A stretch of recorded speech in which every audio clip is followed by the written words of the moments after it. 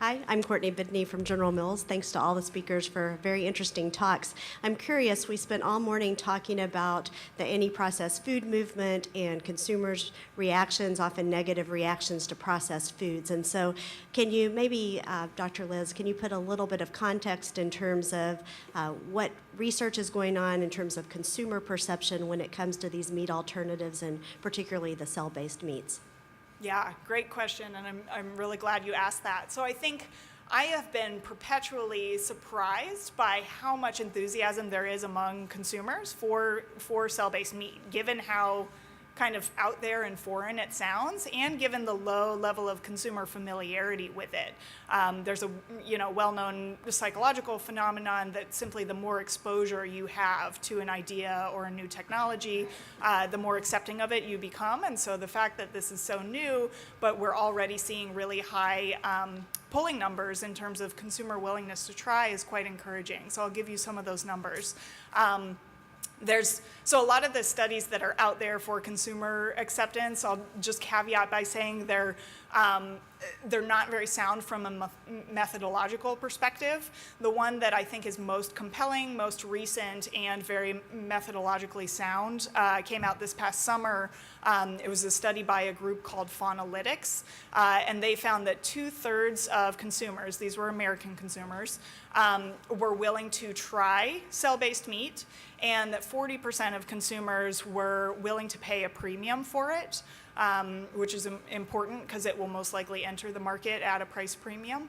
And depending on the messaging used to tell consumers, explain to consumers what this product is, there were even higher levels for some messaging approaches. So for example, if you introduced it to consumers by highlighting some of the problematic aspects of conventional meat production, that price premium willingness went up over 50%, for example. Okay, thank you. And just a follow-up comment, I wonder if the consumers in this case are seeing a direct benefit of the product to something that's important to their personal value system. Yeah. And I wonder if an insight for some of the other technologies we talked about this morning is, being more articulate about the benefits that some of those other technologies are bringing. Yeah, thank you. Hello, hi, Takeshi Kimura, ILSI president from Ajinomoto. I'd just like to make a few comments about opportunities regarding harmonization. Actually, I have been a Japanese delegate for APEC Policy Partnership and Food Security. And this is the only group within APEC, the ASEAN Pacific Economic Cooperation, that is that's a private-public partnership. And recently I became chair of the working group on enhancing trade and markets. And within the work plan, I have managed to include language that to examine measures to look at the enhancing international trade for traditional novel foods as well as food and food ingredients with functional claims. So this is on the table now. So I'm trying to get support from various economies, but if we can drum up enough support, then perhaps we can make some headway into starting some harmonization activities. Thank you.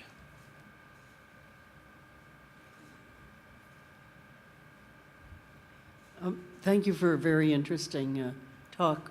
I was wondering on the good food talk, with some of the plant alternatives, a couple of years ago I was at a conference on mushrooms, and they had a mixture of mushrooms and I think it was ground beef. But it got up to, I think, about 50 or 75% plant, and then meat. Have you explored those alternatives as well?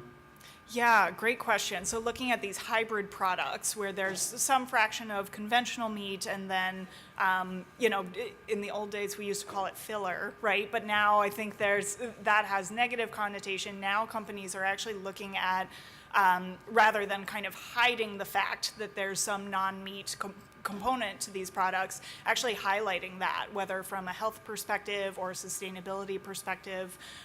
So yeah, we've seen a lot of increase in interest in hybrid products. I would say more so in Europe. In Europe, there's quite a few companies that are making hybrid sausages, for example, so 30% bean protein mixed with meat.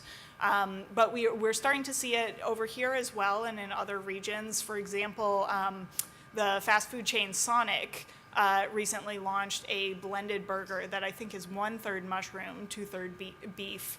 And they did kind of a trial in a limited region and found that it sold really well. And in blinded consumer tests, a lot of consumers said they actually preferred the flavor of it. It had more of kind of a juicy, sort of savory, umami flavor.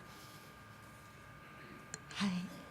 Thank you very much, our speaker. I really enjoyed this session. I'm Dunyapon Rachutham from Thailand.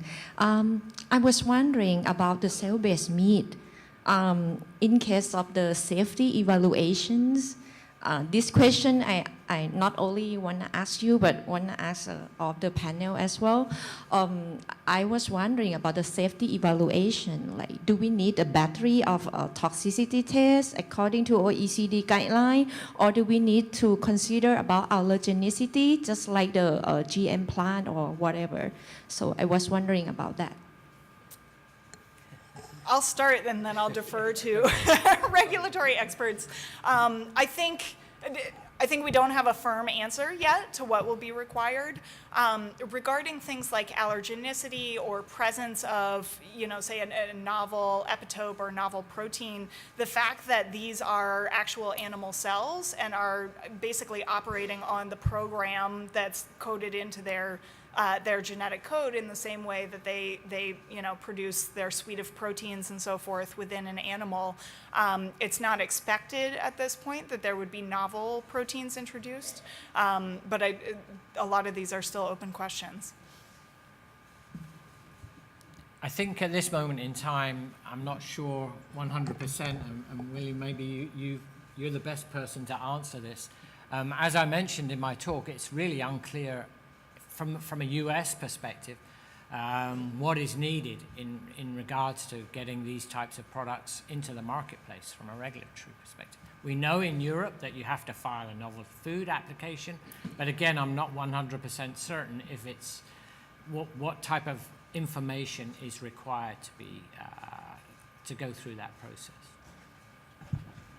So just the solution that the U.S. has come up with so far is not a good one.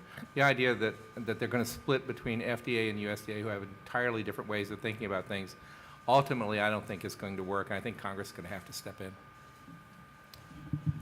Maybe just a quick word.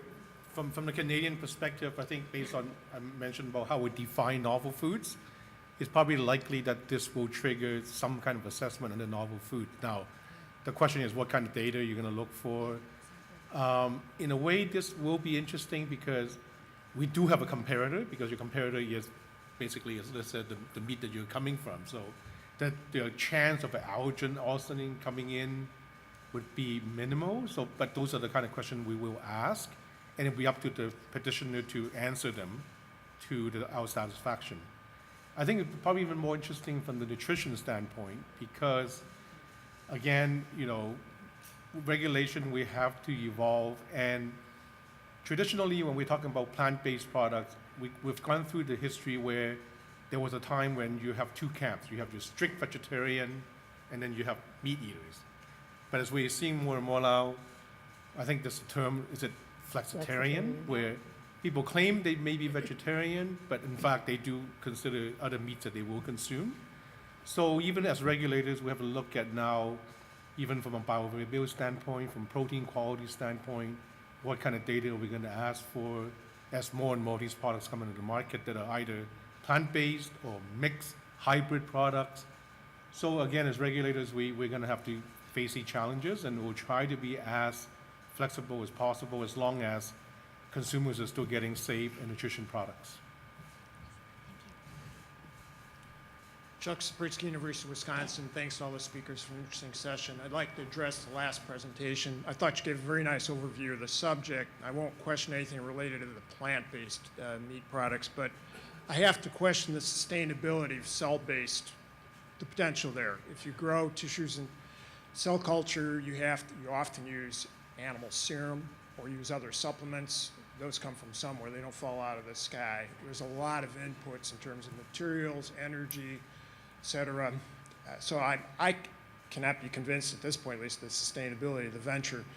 My question, when you present information to consumers, you say, well, here's the problems with conventional animal agriculture. You present some of these challenges to them with the cell culture method as well, where you just say, here's a panacea. Don't you think this would be better than animal agriculture? I'm just curious how that's presented to them. Also, what the cost might be. Premium would mean certain things to me, probably not the cost of what it would make to make a burger with cell-based culture methods.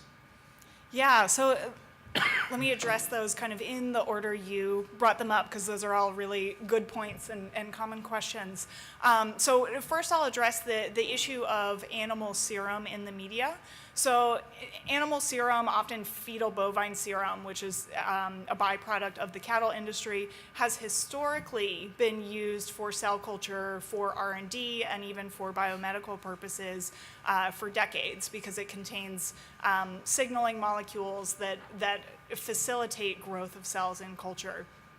All of the cell-based meat companies are very firm, very clear that that will not be part of their process, and in fact it can't be. There's no way that it would be cost effective, nor is there enough global supply in the world of fetal bovine serum to use this even as a very, very minor component of this process if you wanted to. It also presents a whole host of other challenges from contamination concerns, irreproducibility. There's a lot of inconsistency with it. It's not ideal even from an R&D cell culture perspective. So a lot of research labs have moved away from it entirely, as well as industries like the cell-based therapy industry and biopharma. So we know how to deal with that problem. You can basically produce recombinant versions of all of those signaling molecules, and that's indeed what most large-scale commercial animal cell culture applications in biomedicine do currently. So I think that paradigm will hold for cell-based meat. Regarding the other inputs, most of what's in the nutrient media for these cells is basically the exact same building blocks that go into any kind of biological system. So if you look at the composition of the cell culture media, and we just released a really detailed analysis of this along with a cost analysis, so I think hopefully that helps get to your other question. A lot of those components are basically inorganic salts, sugars, amino acids, et cetera, that you can obtain through a number of different methods. Right now, again, if they're being produced for pharma-grade clients for the biomedical industry, they tend to be expensive, but you can look at bulk food-grade commodity pricing of those types of components, and then start to do cost analysis, looking at how that should scale as the industry grows. Finally, I'll touch on your environmental question. So there have been a handful of life cycle assessments done in this field. They, across the board, have found orders of magnitude benefits from a land use perspective, from a greenhouse gas perspective. Most of that is because it eliminates methane from ruminant organisms in the gut. And from a water use perspective. So across the board, there's no contention that I've seen that cell-based would perform worse on any of those metrics. The one where there's been a little bit of dialogue in the field is on energy usage. And for this question, it really depends on the assumptions you make about the production environment. For example, in the analysis I'm aware of that came out most negatively from an energy perspective, they were making an assumption of steam sterilization of the cultivation tanks, which is what's done in the biomedical industry, but it's likely not at all what you do in a food environment. And that's where almost all of that increased energy usage came from. So I think there's, as with any LCA for a relatively nascent field, there's a lot of uncertainty in those models, but certainly on many of those attributes, land use, et cetera, there's clear opportunity here. All right, we'll take time for the two more Okay, questions. Thanks. Hi, Jessica Campbell from General Mills. Thank you for your presentations today. I was wondering if maybe you could comment a little bit about what we know for these new technologies as it relates to like the cultural or the behavioral or even some of the psychological benefits that we know that food brings to the consumer, right? So as you think across time, food has always been such an innate part of our culture, whether it be making food at home with your friends or your family or sitting down at a meal together.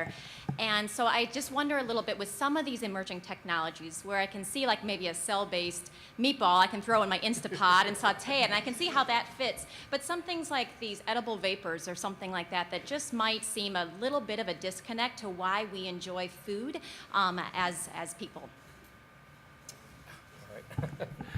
Well, I think what we're going to see, and this is like most, all technologies really, you'll have early adopters. And in this case, the people that I see are the early adopters are the millennials that perhaps are not so, completely embroiled in their culture and willing to try new things. And then it expands from there. It will not happen fast.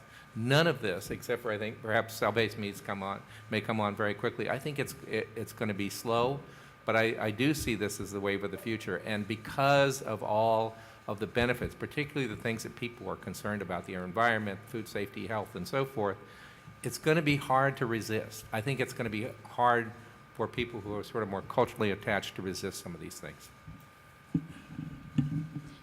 Yeah, so just kind of to build on that a little bit too, from both a regulatory perspective, maybe Dr. Yan or Dr. Roberts could comment. Right now, Missouri just passed a law that went into effect in January that you cannot label anything that doesn't come from a chicken and go cluck cluck, or a cow that goes moo, as meat. And so that kind of limits down the labeling. And then we're also embroiled in this is almond milk. Almonds don't lactate unless you watch the YouTube video. There's a farm. But, I really think that we need to kind of understand consumer perception on a lot of this, and we really need to think about the realities that I think Jessica just pointed out around consumers need to connect with their things. I just can't for the life of me think about having no other appliances in my kitchen other than a 3D printer that I plop in nutrients to. How would that smell? I mean, I don't know what that would do in my kitchen. So just some food for thought around, labeling and what would you guys think may happen with these? Let me just start with food standards. I mean, we got food standards in the 1930s, and they were because literally there were poisonous things going into food and fillers like sawdust. I'll put a question back to this audience. The commissioner of the FDA just announced they're going to spend 1 year on determining whether or not almond milk should be allowed to be called milk. Now, would you say that's the best use of the Food and Drug Administration's resources to do that? This whole thing, the food labeling thing, literally somewhere somebody's got to start thinking sensibly about these things. I'll just add to that a couple of things. One, we have seen in some jurisdictions that these restrictions on labeling and nomenclature have gone through. For example, correct me if I'm wrong, but I think in Europe you can't call it soy milk. I think it has to be soy beverage or something. Consumers are not confused. Those products are still selling like gangbusters. It's obnoxious that you're kind of hurting these smaller companies and forcing them to redo their packaging and all of that. I don't think it will really change the trajectory of the growth of these alternative products. Consumers know exactly what they're buying, and that's why they're buying it, because it is not the animal-based component. Anything to add on that? I had another point and it escaped me. And that's a great question. I know that in my presentation today and also some of the other talks, we're more focusing on safety. Like because that's always the first step. If the safety assessment doesn't pass, then you don't have to worry about updating standards and labeling issues. So safety is really the first step. But we definitely recognize that once you get that done, then the next hurdle is standards, and it's hard to consistently update standards because there's a lot of work to do. And I know in Canada, when we talk about regulatory review and modernization, we always include standards. And because if you can't label and can't call something, then that creates a huge issue for making that technology available to consumers. So we definitely recognize that, and we try to incorporate that into our modernization efforts. My final point came back into my head was on the Missouri law in particular. So the intent behind that law, my understanding, was to target specifically cell-based meat and not plant-based meat, but the way in which it was worded it does seem to apply equally to both, and they kind of shot themselves in the foot, arguably, because Beyond Meat, one of the largest plant-based meat companies, has most of their manufacturing, and in fact their IP comes from University of Missouri. So, you know, I think we've seen some kind of last gasp efforts, you know, mostly instigated by the existing animal industry, trying to kind of squash this competition. But I think the most innovative companies and the most forward-thinking companies are those that are getting on this bandwagon and embracing it and saying, look, this is what consumers are looking for. How can we bring, you know, our brand credibility and our deep expertise with consumers and be part of this, you know, be part of this change and this transition. Okay, I think we'll have to. Can I ask one burning question? More. Uh-oh. What did it taste like? It was delicious. Yeah. I Tastes like meat? I had duck, and I don't think that I've ever had duck from a duck, so I can't speak to like similarity, but it was delicious. I'll say that much. Well, please join me in thanking these panelists.